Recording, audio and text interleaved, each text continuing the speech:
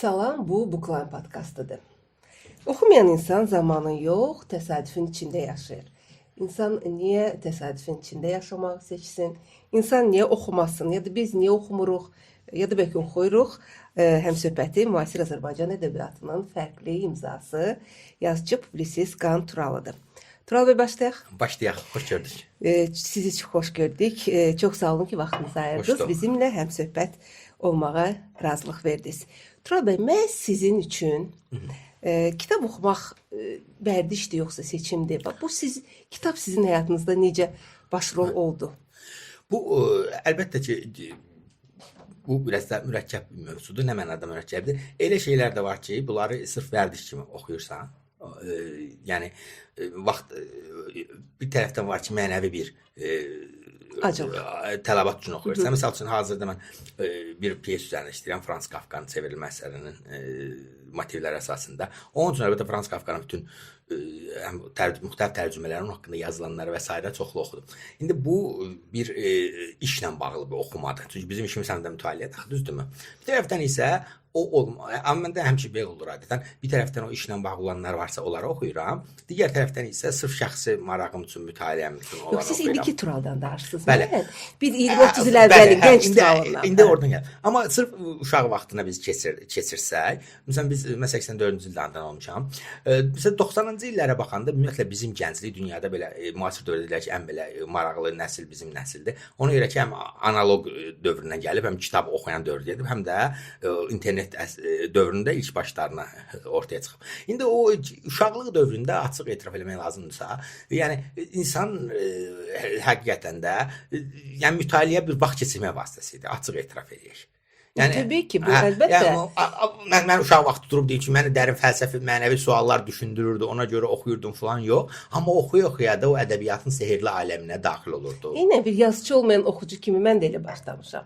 Bəli, o dövr elə idi. Bəli, yay tətilində oxuyurduq, boş vaxtımızda oxuyurduq. Boş vaxtımızda oxuyurduq. Boş vaxtımız da çox idi. Çox idi, bəli. Bəli. Xüsusən də məsələn, rayonda böyüyən uşaqların lap çox olurdu. Əslində Bakıda da bir cəmi kanal var idi, demək olar ki, sonraki dövrdə başqa kanal çıxdı.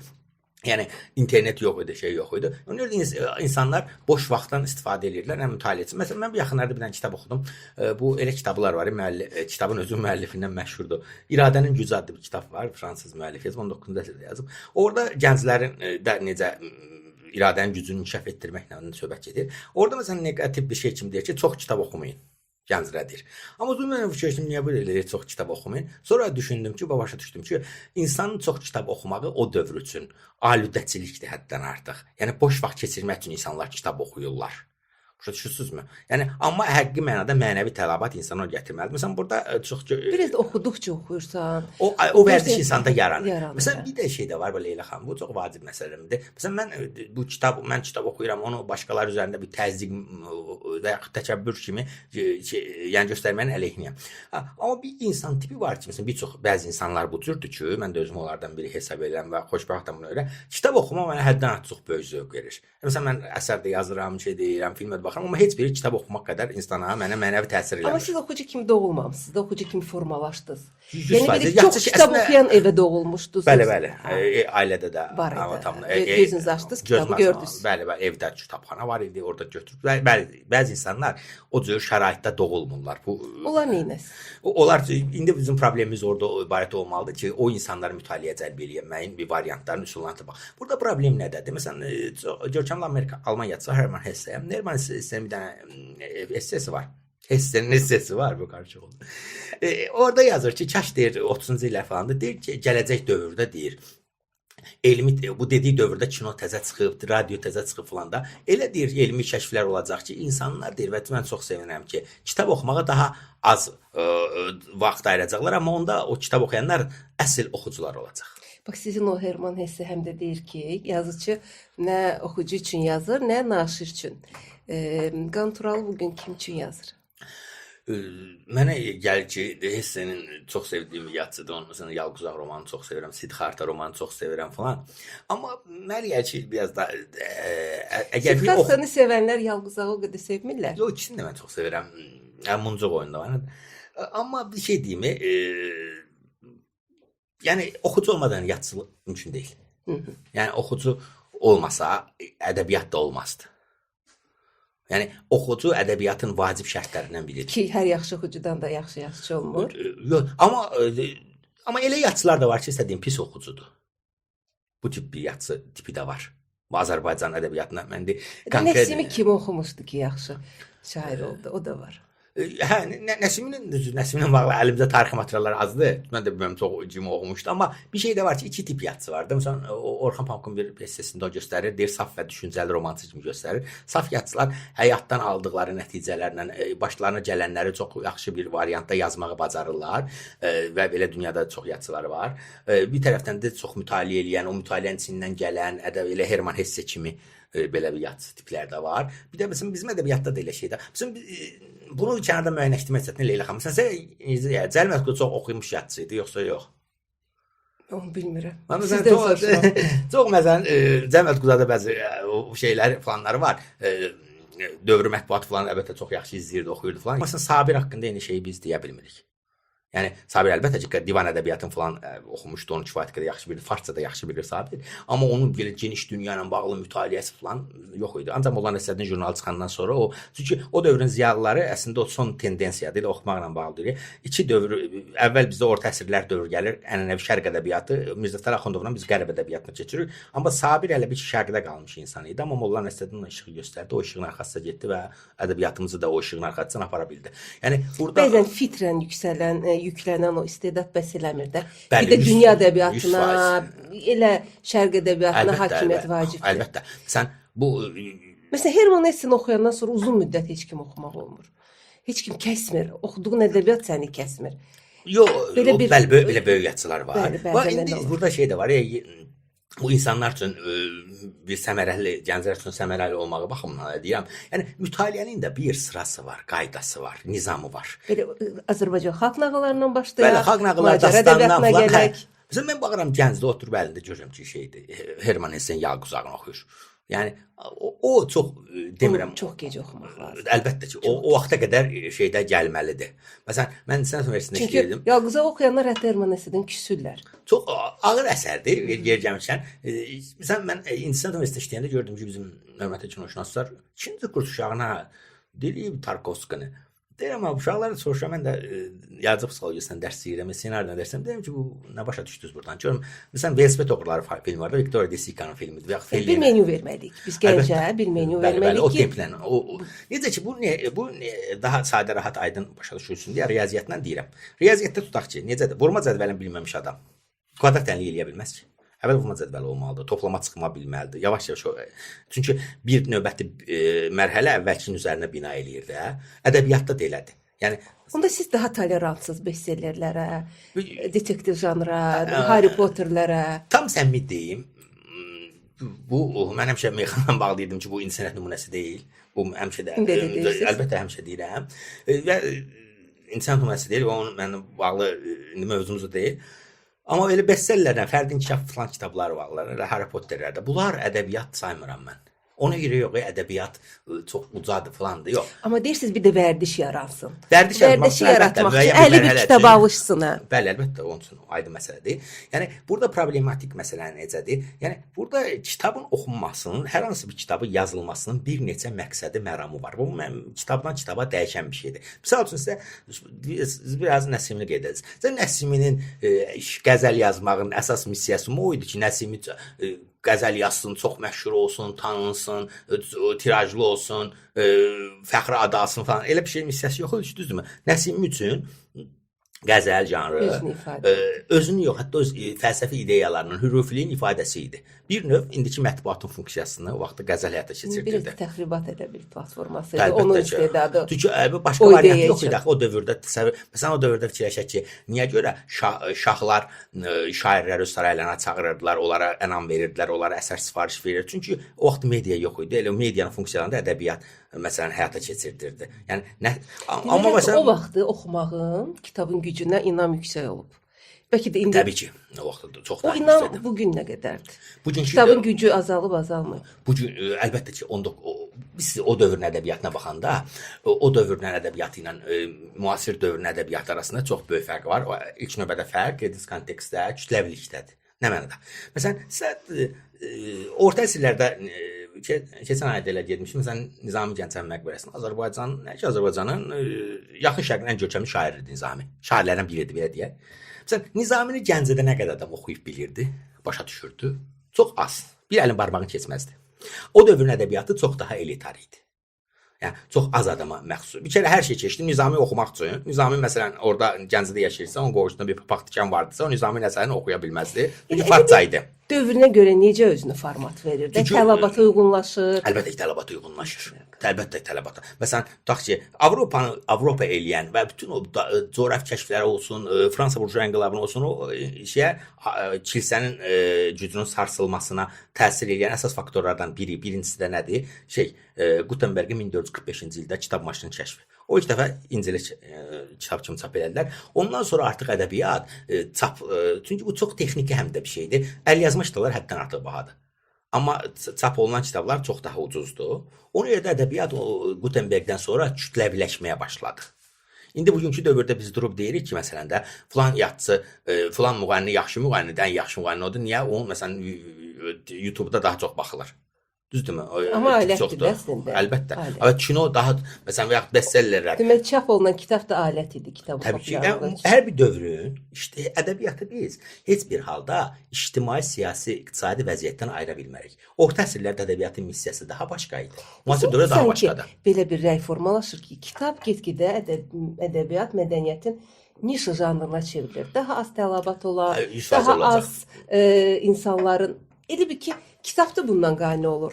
Oxucu da çox kitabın arxasıca. Elə bir rastlaşanda görüşürlər. Bəli, 100% elədir. Daha heç kim görüş təyin edib görüşmür. 100% elədir. Bunun da səbəbi nədədir? İncəsənətin 7 növü var da. İncəsənətin 7-ci və son növü kinodur. 1895-ci ildə ortaya çıxıb. Müasir dövrdə, xüsusilə son 20 ildə, 30 ildə, xüsusilə sosial mediada, vizual şeylərində istehsalı ilə baxanda bir şey görürük. Görürük ki, kino daha çox önə çıxır, nəinki ədəbiyyat. İnsanlar daha çox filmə baxırlar, nəinki kitab oxuyurlar. Amma 70-ci illərdə bu belə deyildi. Bu, elmi texniki inkişafın yaratdığı nəticə ilə bağlıdır. Yəni, tutaq ki, əvvəlki dövrlərdə insanlar daha çox, məsələn, Sovet dövrünü xatırlayaq və yaxud o dövrü bilək. Məsələn, Sovet dövründə bir adamda oturub evə axşam nə işlə məşğul olacaq? Vremya qutardı, vremyadan sonra bir kino oldu, olmadı. İndi amma pek antinaları var, müxtəlif platformalar var. Yəni, insanlar daha çox kinoya baxırlar, nəinki az kitab oxuyurlar. İndi bu yaxşıdırmı, pisdirmi? Mənə gəlir ki, pisdir. Yəni, bu yaxşı və pis olmasından əlavə ilk növbədə bunun reallığa uyğun olan bir gerçək olduğunu başa düşməliyik. Biz bayaq bir 20 il əvvəlin Turalından çox kitab oxuyan Turalından danışanda 30 ilin. 30 il, bəli, 20 il əvvəlin. 30 ilin. Orada dedik ki, Tural çox kitab oxuyurdu, çünki başqa nə edirdi? Bəli. Bəs o vaxtı sosial şəbəkələr bu qədər olsaydı, bəli. Tural yenə bu qədər oxuyacaqdı. Yəni ki, oxumayacağım. Məsələn, demək biz gənclərimizi biraz da yersiz qınayırıq. 100%. 100%. Yəni gəncləri də elə böyüklər də, yaşlılar da falanlar da yersiz qınayırıq. Nə mənada? Yəni məsələn bir elə əsər var ki, o insanın mənəviyyatı üçün, insan özünü dərki üçün, qarşısında qoyduğu fəlsəfi suallara cavab axtarmaq üçün önəmlidir. Düzdürmü? Amma Qara Volqa əsərin nə önəmli ola bilər indiki dövr üçün? Yəni o əsərin pis mənada demirəm, dövr üçün önəmli bir əsərdir, düzdürmü? Amma görün, məsələn, biz yox, amma bizim valideynlərimizin arasında nə qədər populyar idi və bir də hələ müzakirə predmetidir, hələ oturanda. İndi danışılır, amma əgər bizim valideynlərimizin qarşısına Qara Volqanı və romanını, filmi də var, qarşılamayalım. Qara Volqa romanını ya da Qurtlar Vadisi serialını qoysaydılar, hansını seçirdilər? Qurtlar Vadisi. Əlbəttə, reallıq odur. Biz gəncləri, məsələn, bəzi dövrlərdə, Sovet dövründə belə idi. İnsanlar çox vaxt, yəni sırf vaxt öldürmək üçün kitab oxuyurdular. Vaxt öldürmək. İndi amma kitab daha elitarlaşır. Kitab vaxt öldürmək üçün deyil. Mənəvi insan kitab oxucusu əslində əsl oxucudur. Əsl xalis oxucuya çevrilir. Əsl xalis oxucudur. Məsələn, Sovet vaxtı otururdun, adamlar var idi. Mən gördüm o uşaq vaxtı yadıma gəlir. Evdar qadın idi, gündə hər gün saatlarla kitab oxuyurdu. Amma indi girir TikToka tap bununla məşğul oldu. İndi o demək deyil, o bununla şeydir. Yox. Bu regressdir, progressdir, bu nədir? Bu məyə ki, indi burada bir şey var. Sözün həqiqi mənasında dünyada oxunması, bunun gənclər üçün də bu verilişindən də tribunasından istifadə edirəm. Bir dünyada oxunası 20-30 dənə çox fundamental kitab var. Vəssalam. Yüzlərlə kitab oxumağa ehtiyac yoxdur. Və müasir dövrdə reallığı budur. Çünki niyə görürəm? Əvvəlki dövrdə informasiya daşıyıcısı ancaq kitab idi. Hətta məşhur söz var da, yadınıza gəlir. Kitab bilik mənbəyidir. Mənbəyidir, Düzdürmü? İndiki dövrdə belə deyil. Yəni televizorda var, YouTube-da var. YouTube atırsan məsələn, dünən bugün səhərdir. Nadir Şəhlə bağlı açdım baxdım. İcazə verin. Yəni sizi biraz razılaşmayacağam. Niyə? Buyurun. Minlərlə kitab oxumuş, kitaba doymuş, kitabdan hər şey almış biri kimi deyirsiniz. Siz özünüzə bunu deməyə icazə verirsiniz. Amma bəli, verirəm. Siz verə bilərsiniz. Amma bizim gəncimizə bunu deməyən gəlin. Yox, mən deyirəm ki, burada problem reallığı necədir? Yəni müasir dövrdə bizim üçün, yəni kitabı burada niyə oxuyuruq? O məsələ çox vacibdir. Kitab niyə oxuyuruq? Yəni kitab insan həyatını dəyişirmi? Belə bir gücü varmı? Çox gözəl. Kitab insan əslində bir çox məqsəd ola bilər, amma 2-3 məqsədə əsasən formalaşır. 1, bilik almaq üçün, informasiya almaq üçün oxuyuruq. Düzdürmü? Bu bədii əsərə aid deyil. Bədii əsər informasiya verir. Yox, ümumi kütləvi deyək, xəta ilə bağlı. Məsələn, düzdürmü? Məsələn, mən xəta ilə bağlı oturub mərhum bizim oxumuşam, o kitabı onu dedim. Oqtay Əfəndiyevin Səfəvilər kitabı var. Başqa müəlliflər kitabı. Onları oturub baxa da bilərsən, oxuya da bilərsən oradan kitabdan. İndi istəyən gəncə baxmaq fürsəti var da. Açıb YouTube-da oturub, nə bilim, İlber Ortaylı'nın və yaxud bizim tarixçilərin görkəmli, məsələn, Rəşad Mustafa var, mənim tələbə yoldaşım, çox yaxşı tarixçidir. Onun videosuna da baxa bilərsən, oradan da maariflənə bilərsən. Deməli, kitabın maarifləndiyi funksiyası məhdud, bəli, əlbəttə məhdudlaşır orada artıq. Düzdürmü? Məhdudlaşır. Və yaxud kinonun da vizual imkanları, elə mən sırf verişi deyirəm, kinonun da vizual imkanları başqa daha, reallığı şey başqa. Amma sırf ədəbiyyat üçün ədəbiyyat oxumaq, Dostoyevski olsun, Tolstoy olsun, necə deyirdi, Stalin sözüdür, o deyir, insan qəlbinin mühəndisləri. Bu yəni o Müşfiqin şeirində keçir. Yəni o insan qəlbinin mühəndislərini anlamaq üçün insanın şəxsi, mənəvi, əxlaqi, düşüncəsi, ruhu falan bu başqa şey. Məsəl üçün burada bunu elə kitabı deyəndə bu hamısı ümumi deyil. Məsəl üçün dindar adam düşünün, düzdürmü? Lap işit beyinli bir adam olsun və yaxud nə bilim şiə beyinli olsun, sünni, şiə də, sünni də deyirəm, ikisini də deyirəm. Yəni bu məsələn oturur Quran oxuyur, dini mətnlər oxuyur falan. Bu mütaliədirmi? Bədii ədəbiyyat deyil ki, onu oxuduq. O ixtisas ədəbiyyatı. İxtisas ədəbiyyatıda o maraq dairəsi var. Onun necə mən tutaq ki, bir xəta ilə maraqlanırsa, o bir yerdə kosmosla maraqlanırsa. Yəni artıq amma bunu dinləmək üçün bu mənada artıq kitaba böyük ehtiyac qalmayıb. Söhbət akademik nəşrdən getmir. İndi akademik əlbəttə ki, YouTube-dan İlber Ortaylıya baxıb dissertasiya yazmayacaq, o aydın məsələdir, düzdürmü? Amma yəni söhbət ümumi kütləvi ədəbiyyatdan getsə, onu YouTube-dan da məlumat almaq olur. Yəni mən elə düşünmürəm ki, biz gənclərimizi o qədər sıxışdırmaq, kitab oxumaq üçün. Çünki müasir dövrdə və yaxud virtual şeylər var, audio kitablar var. Yəni bunlardan məsələn mən yaxınlar Yeni daha yazmayacaqsınız. Yox. Ora gətirmisiniz. Yox, qətiyyən. Yəni yazılanlar bəs edir deyirsiniz. Yox, sırf ədəbiyyat dediyimiz şeydir. Səbi insan bir əzəl Dostoyevski deyir ki, ədəbiyyat insana insan olduğunu xatırlatan yeganə şeydir. Əlbəttə bu barədə ədəbiyyatın yerini heç nə tutanmaz. Kino da tutanmaz yer gələndə, o dərinliyi baxımından və s. baxımından. Əlbəttə bunun üçün ədəbiyyat olacaq, var olacaq. Amma oturub məsələn bir adamın, misal üçün əvvəl biz gənc olanda, tələbə olanda bir kitab çıxmışdı, möcüzəsiz möcüzə, su içəndən möcüzə, su içib saqqalı bir adam falan, belə bir şey var, düzdürmü? Qidalanmaqla bağlı. İndi kimdə qidalanmaqla bağlı kitab oxuyur? İnternet doludur. İndi biz durub deyə bilmərik ki, yox, kitab ölüb. Elə kitab o barədə ölə bilər, yaxud məzmunu darala bilər. Amma insan o informasiyanı başqa-başqa yerdən alacaq. Amma əsl ədəbiyyat isə heç bir zaman ölməyəcək. Əsl ədəbiyyat insana dəyərlərinə xidmət edən ədəbiyyat və insanın qarşısına duran fəlsəfi suallara cavab verən ədəbiyyat və yaxud Cəlil Məmməd Quzaylı kimi bizim xalqımızın taleyindən bəhs edən ədəbiyyat, xalqımızın faciələrindən bəhs edən ədəbiyyat heç vaxt ölməyəcək. Yəni ona görə də kitab deyəndə çox geniş bir spektri nəzərdə tuturuq. Yəni kitab sosial şəbəkələrlə rəqabətə girməyəcək ya da bu absurddur müqayisə. Elə bir sahə var ki, orada məsələn, indi bir neçə sahə vardı. Bunu daha deyirəm ki, konkret şey. Məsələn, asudə vaxtını keçirməyə baxımından, düzdürmü? Gəl səmimi olaq da, elə mən də sizin evdə 15 dəqiqə vaxtınız var, düzdürmü? Evdən çıxasınız 15 dəqiqə vaxtınız var falan. Həsən qadınların 15 dəqiqə vaxtı olmur.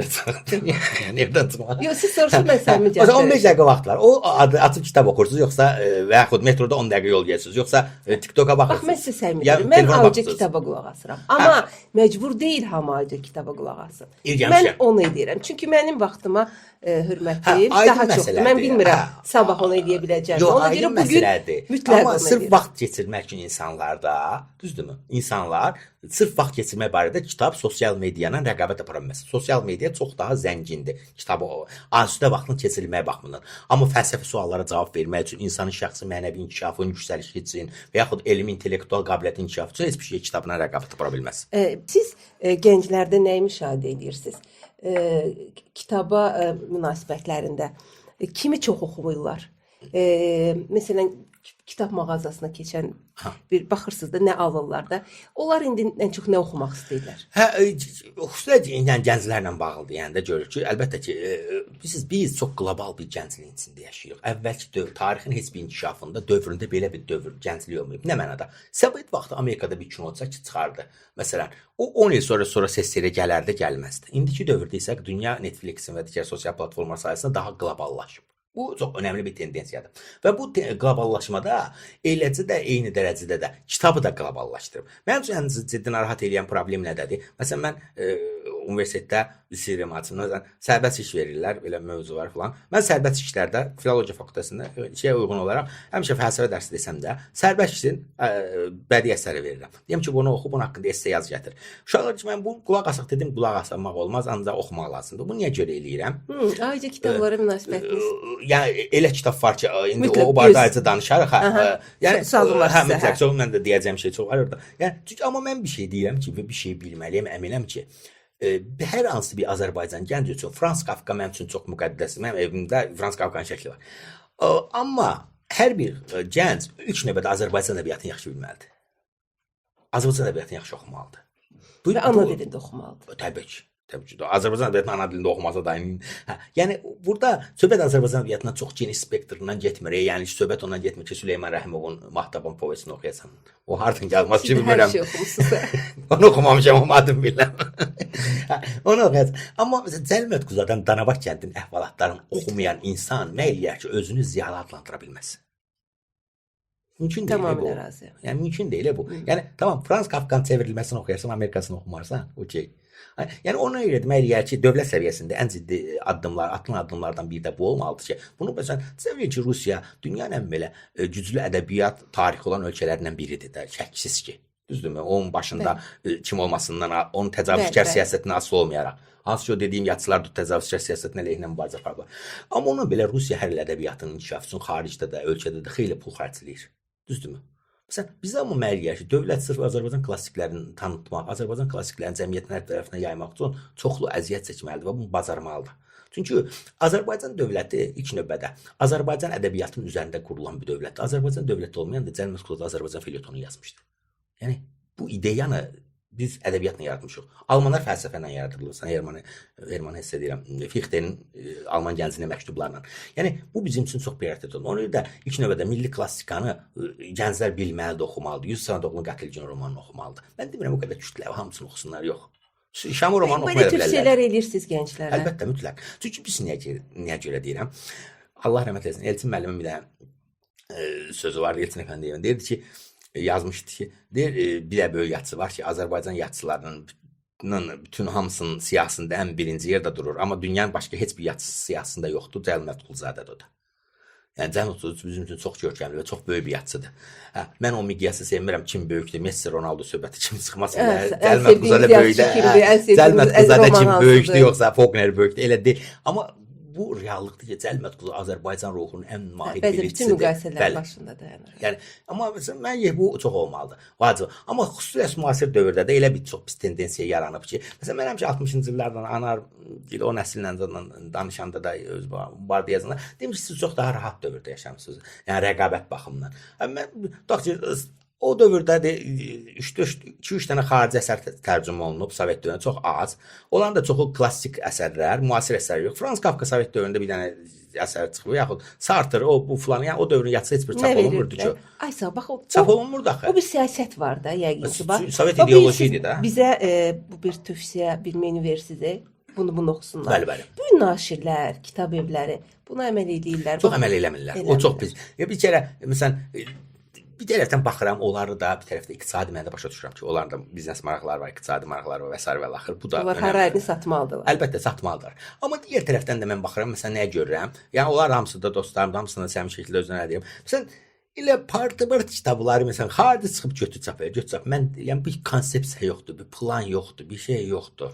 İnstitutlar da yoxdur. Əlbəttə onu ən azı özün formalaşdırmalısan ki, bu olmalı. Məsələn, biraz əvvəl dostlarımla aktyor dostumla danışdım, deyim ki, milli teatrların, ayrı-ayrı teatrda məsələn şeyi repertuarı balanslaşdırılmalıdır. Azərbaycan klassikləri bir hissəsi olmalıdır, bir hissəsi xarici klassiklər olmalıdır, bir hissəsi isə müasir dramaturji olmalıdır. Bu xaricdə ola bilər, yerdə ola bilər. Yəni demək ki, bu sistem olmalıdır. Yoxsa tappa-tap hamısını çap elə, o çap elə, bu çap elə. Və Azərbaycan ədəbiyyatına yer qalmır burada. Ümumiyyətlə bax bu telefon əsrində kitab oxumaq bu nə qədər realdır, yoxsa bu romantik illüziyadır?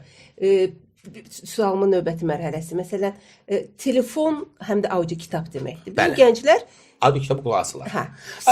Sizin münasibətiniz. Audio kitab elə kitablar var ki, audio kitab kimi qulaq asmaq imkan var, ehtiyac var, düzdürmü? Amma yəni tutsa tarixi əsər ola bilər, sənədli bir şey ola bilər, qulaq as. Amma məsələn elə bədii əsərləri, yüksək bədii siqlətli əsərləri heç bir zaman audio kitabla insan olduğu kimi dərk edə bilməz. Məsələn, Markesi audio necə? Yəni məsələn çox Markesi oxuya yadında qalmır. Markesin bir də cümləsini oxuyanda və axırına, ortasına gələndə axır yadının əvvəlindən çıxır. Amma kitab oxuyanda insan dəfələrlə oxuyur və bu çox vacib bir məqamdır. Deməli bunda təsnifat var. Əlbəttə, elə kitab var olar. Yəni onu görə deyim ki, məsələn, bir il əvvəl düşünürdü ki, insanlar çox audio kitab və yaxud elektron kitabda bu kağız kitabı sıradan çıxardacaq. Amma hazır ki, statistika var, 30% cəmi audio kitab gəlir. Avropa, Amerikada da. Siz hansı oxucusunuz? Mən ya elə şeylər var ki, mən açığı deyim, elektron kitab oxumağı sevirəm.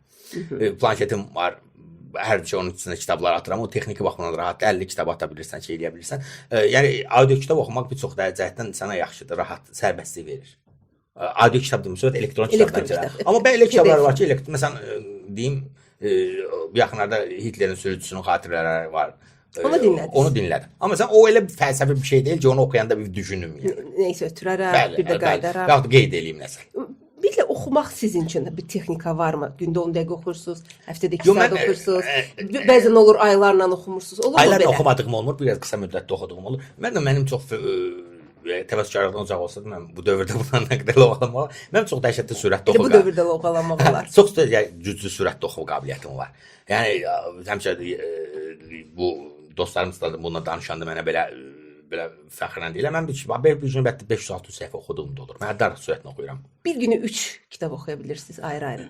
Yəni o oxumağa çalışıram adətən. Çünki 3 kitabı, yəni səhərin bir kitabı, axşamın bir kitabı, yolun, metronun bir kitabı, belə. Bəzən elə olur, amma çox nadir hallarda olur. Məndə çünki xaraktercə bir şey var. Yəni mən bir şey başlayıram, sonra bitirməyi sevirəm. Amma əlbəttə texniki olaraq olur. Dediyim kimi məsələn Kafkanın məşğulam, onu oxuyuram. Bir tərəfdən də deyim Akif Əlinin Artur Rəssadə ilə bağlı kitabını da oxuyuram bir tərəfdən də Kafkanın yanında xatirələrdə çox qəşəng kitabdır, maraqlı xatirələr. Yəni bir-birinə uyduğun gəlmir də, düzdür, amma ikisini də oxuyuram. Əlbəttə oxuyuram. Siz məsələn bir yazar olaraq çəkinmək, səhnələşmək istəyirsinizmi? Bu yazara nə verir? Mən deyim, mən tutaq ki, əslində bir neçə pyesimdə səhnələşdirilib. Deməli, ardından düz o elə yatsa ora əzbər məndə var. Məsələn, Hərə bir qəhrəman olum 2018-ci ildə Azərbaycan Cümhuriyyətinin 100 ili ilə bağlı səhnələşdirilmişdi. Sonra indi birini yazıram, hətta ikisinin hətta ayrı teatrlar var. Amma məndə bir də şey də var. Sonra da bir neçə filmdə ssenaristi yazmışam. Bir də gündəlik serialım İctimai kanalda da keçən nümayiş olunub 20 seriya. Amma mən bir şeydən baxanda mən deyir ki, bu gənc yazıçılar çox vacib, əhəmiyyətli bir şeydir. Mən bunlar arasında fərq qoyuram. Nə mənada? Mən məsələn roman yazıb onun əsasında ssenari yazmıram. Məsələn gündəlik serialı tamamilə orijinaldır. Piyes tamamilə orijinal sıfırdan oturub yazmışam. İndi məsələn Cəlmət Quzad haqqında bir piyes Azərbaycan teatrından birinci sifariş ilə yazmışam. Onu da sıfırdan oturub özüm yazmışam. Bax görürsünüz, yəni onları mən ayırıram bir-birindən. Bu belə olmalıdır. Məsələn Orxan Pamukun Masumiyyət Muzeyi yenidən serial olaraq yenidən sanki yazılmış kimi oldu. Yenidən gündəmə gəldi, yenidən oxucu gəldi ora. Bax məsələn bunu da yoxlamaq istəyirəm. Orxan Pamuk bu barədə əlbəttə ki, mən bir Fələc Qırmancı romanım. Bir çox tərəfdən razı dedilər ki, bunu səhnələşdirək və yaxud film çəkək. Mən ona razı olmadım. Niyə görə? Çünki Fələc Qırmancı mənə gəlir ki, burada Leyla xanım ilə vacib bir məqam var. Yaxşı roman səhnəyə və ssenariyə keçirilməsi mümkün olmayan romandır. Yəni ancaq roman olmalıdır. Bəzi şeylər var ki, onlara musiqi yazılmamalıdır. Eynən. Yəni çünki mən onu o janrda qələm almışam. Düzdür, hekayələrim əsasında bəzi motivlər olub, amma yəni bu bir yanaşmadır da ola bilər. Amma məsələn tutaq ki, sırf Orxan Pamukun Masumiyyət Müzesi romanını çoxdan mən oxumuşdum, ilk vaxtlardan bir yana oxumuşam. İndi sonra film variantına açıb tam baxmadım, 2 seriyasına baxdım. Amma gördüm ki, məsələn, onu filmə keçirdə bilib, şey eləyəm. Amma nəzərə alaq ki, Orxan Pamukun cəmi ondan artıq romanı var, yaddaşıma. Bunu belə çıxıb keçirə biləndə elə olsun. Əgər uğurlu ekranizasiya alınacaqsa, əgər onu kölgədə qoyacaqsa, çox gözəl bir məqama toxundunuz, uğurlu ekran səsi. Doğrudan bu maraqlıdır. Məsələn, mən elə gəlir ki, roman qədər uğurlu bir ekran səsi deyil o. Və yaxud keçən il olmur, heç vaxt olmur. Yəni çox nadir bunu ola bilər. Xalid Hüseyn də eləyə bilmədi. Bəli, Bunu heç bu dünyada yeganə bunun nümunəsi. Hərbi sülh də olmadı, heç biri olmadı. Azərbaycan Xaç Atası, Godfather filmi var. Dünyada yeganə odur ki, çox möhtəşəm filmdir. Romanı bir şeydir. Çünki roman da ucuz bir romandır zaten belə. Yəni elə klassik zat deyil. Bəzən elə olur. Ucuz roman daha uğurlu ekran işi ola bilər, amma uğurlu ədəbiyyat nümunəsinin daha uğurlu ekran işi olmağı. Sizə bir şey deyim, bu yaxınlarda film, seriala baxmasam da məndə bir xasiyyət var. Baxmasam da haqqındakı resenziyaları oxuyuram. O resenziyalarda məsələn çox adam nə deyir? Deyir ki, bizə çox gülünc gəlir, bizə dövr olaraq, zaman olaraq, ssenaridə. Yəni çünki üstünə o 2026-cı ildə elə bir filmdən üzə çıxmaq, yəni bilməm də oradakı sevgi, münasibətlər, romantika çox belə adama ucuz gəlir. Yeşilçam filmlərini xatırladım, mən bunlarla razılaşsa yox. Halbuki ya bu çünki ədəbiyyatda oxuyanda mən Orxan Pamuku sevmədiyim üçün bu polemikaya girməyəcəm, amma yox, söhbət nə gedir? Romanda məsələn, romanda hər hansı bir şey dövr, zaman insan oxuyursansa ki, xəyalların o dövrə gedir, beynində onu qurursan. Amma filmdə hər şey vizualdır deyə adama daha itici gəlir bəzi şeylər. Biz söhbətimizin sonuna gəlirik və istəyirəm sizdən soruşum. Kitab həmişə bir qrup insan üçün pafos olub. Bəlkə də bu sualda pafoslu səslənəcək. Oxumayan cəmiyyətin ən böyük problemi nədir? Oxumayan cəmiyyətin nəticələri var. Cəhalət, nadanlıq, yüzlərin demək kimi yabılıq, barbarlıq, vəhşilik. Oxumayan cəmiyyətlərin taleyi budur. Onu ilə deyirəm, kitab oxumaq bəlkə də bizə çox böyük bir şey qazandırmır. Ola bilər. Və fərqli cəmiyyət olaraq. Amma oxumamaq çox böyük faciələr yaradır. Bu gün biz yaxın şərqə baxaq, yaxın şərqdə baş verən hadisələrə baxaq. Oradakı insanların bir-birinin məzhəb üstündə, din üstündə, başqa şeylər üstündə bir-birini kəsməyinə baxaq. Və orada görürük ki, bunun səbəbi orada hardakı kitab yoxdursa, mədəniyyət yoxdursa, orada o yer deyirlər, müqəddəs yer boş qalmır. Onun yerini cəhalət alır, nadanlıq alır, vəhşilik alır. Mən təşəkkür edirəm sizə. Çox sağ olun ki, gəldiniz, vaxtınızı bizə ayırdınız. Mən də pafosla cavab verdim. Bu pafosa ehtiyacımız var. Bəli, həm də reallıqdır bu. Təşəkkür edirəm. Bir daha sağ olun ki, gəldiniz. Siz də sağ olun ki, bizi izlədiniz. Təşəkkür edirəm.